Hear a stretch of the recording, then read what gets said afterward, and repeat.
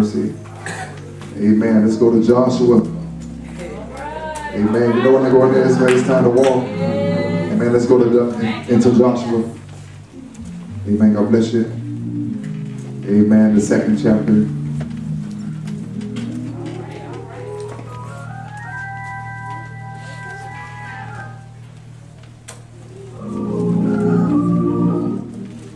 Amen. Joshua. Amen. Make that the third chapter. Praise God.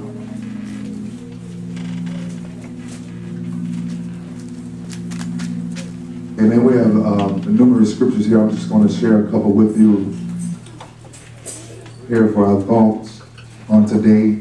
In Joshua, the third chapter. And we'll begin in verse number 1. If you can, we ask you to please stand for the reading of God's word.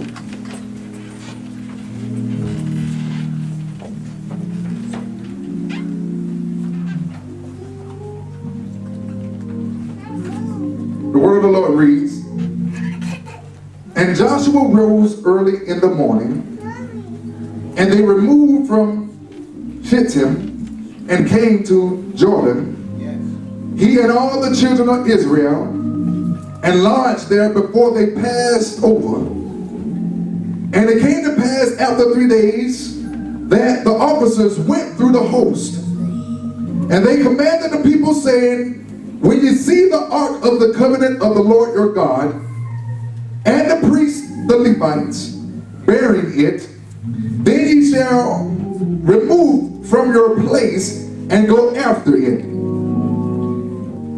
Yet there shall be a space between you and it, about 2,000 cubits by measure.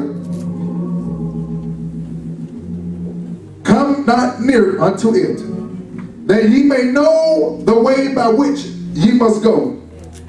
For ye have not passed this way heretofore."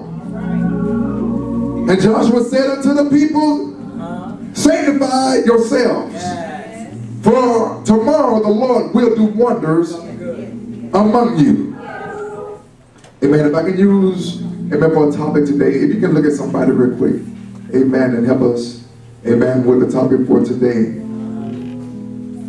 Amen. If you don't have nobody, amen, raise your hand and they'll search you and find you. Look at them and repeat today's message. Preparing for the overflow. Amen. You may be seated in the presence of God.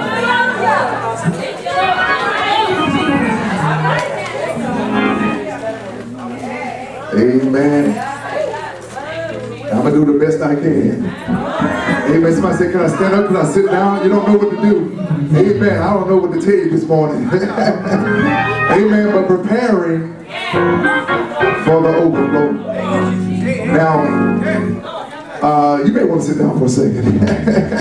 Amen. You may want to sit down for a second, because I want to help you to understand a couple of things first. In everything that we do, they always take preparation. Everybody hear that? They always take preparation. And the reason why a lot of times we want to receive different things from God, we want to be able to acquire all the blessings that God has. We want them to overtake us, but nevertheless, we're not, to receive things, you have to be a prepared person. Amen.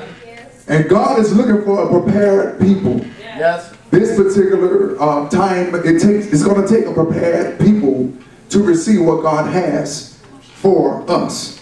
And I like what it says here in the Word of God in the third chapter, because first of all, Joshua, one thing I like about him, Joshua is always making sure that he has his place where he's hearing from God. Yep. It's important for us. Listen, it's important for us to hear from God. Now, we can always want things to be given to us in a certain manner. However, but are we prepared? Look at somebody say, are you really prepared for the blessing that God has for you? See, the thing is, sometimes when you're ready to receive, you have to know that a lot of times, if we told the truth, the reason why we're in situations that we are in now, because, you know, you may want to believe it, but some people you weren't supposed to bless. God, sometimes God, you bless people that y'all don't want to hear it, but it's the truth. Sometimes we bless cursed folks, and you tell you something, you can't expect to receive a harvest blessing and putting your seed into the ground that's not even tilled properly. Come on, somebody. You can't bless nobody that's cursed. It's kind of hard to say that, and it's hard for the people in the body of Christ to receive it, but I'm telling you what I know, and see, and you have to understand that even dealing with the children of Israel, the Israelites, we know that they spent 40 years in the wilderness. I heard the Sunday school adult class talking about how with the Israelites, you know, how they had, you know, not the adult classes, but one of the classes, the kid classes, and they were talking about how inside of the Israelites there was a lot of complaining. There was a lot of murmuring, and you know, you won't receive nothing when you're murmuring and complaining, because, and I tell you, a lot of times you will miss a blessing because God has blessed you, but you're too busy complaining about what you don't have until you can't realize what you do have. Look at somebody say, stop complaining, and serve the Lord. So, you know, the Israelites, they spent 40 years in the wilderness, and you have to realize when you spend a lot of times in something, around something that's not conducive to your spiritual growth, that it gets into your own spiritual man, and you find yourself talking the same way of the people that you're around. You find yourself doing the same things. All right, let me make it even plainer. It's almost like if you go sit in the break room at your job and the people begin to talk about a conversation, if you're not careful, you sit there long enough, the trash will get inside of you.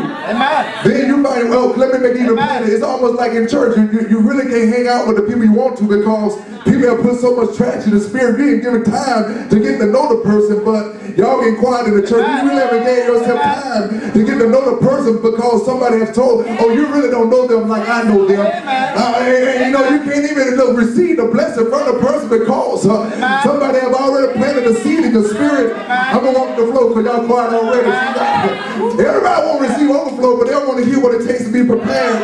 Amen. But look at somebody say, we talking about being prepared to receive the overflow. And a lot of times you'll realize that the very people that you feel like you can't really get with, those are one that God got a stamp and approval on their life. God, hey, look, you don't know what hell they've been through. You don't know what bridge they don't came across. But you're looking at them because they don't look like you. They don't dress the way you want them to dress. But God got some prepared folks to receive some overflow in the house. Come on, somebody. Give God a hand clap of praise. Let me tell you, look, it's not going to be the one that you think. See, God will take the foolish things of this world to combine the rise. You need to read 1 Corinthians, somebody. Because the very people you think that are trash, and the ones that you think they don't smile and they ugly that you think they are, they ain't got the amount of money that you think they should have. They don't have the big size car, the nice home that you like to have. Well, let me tell you something. God said those are the ones that you have rejected. That's the one that I have chosen. Look, give me 2 or 3 chosen people that I love to hang around. Come on, somebody.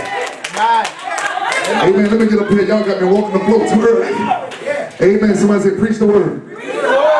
Amen. Praise God. But we're talking about, amen, being prepared to receive. Listen to this, but God said overflow, because the overflow is, amen, is near. It's real near. Amen. I thank God for the presider and, amen, and elder elect over here, because they both were tapping in the spiritual realm, because you have to be prepared right now, because God is about to break off something so awesome and so mighty and wondrous that you won't look. The eyes haven't seen, no ears they even heard. Y'all don't have to be excited, because I'm excited. Look, I was with you. I know, look, it's my time to be blessed right now.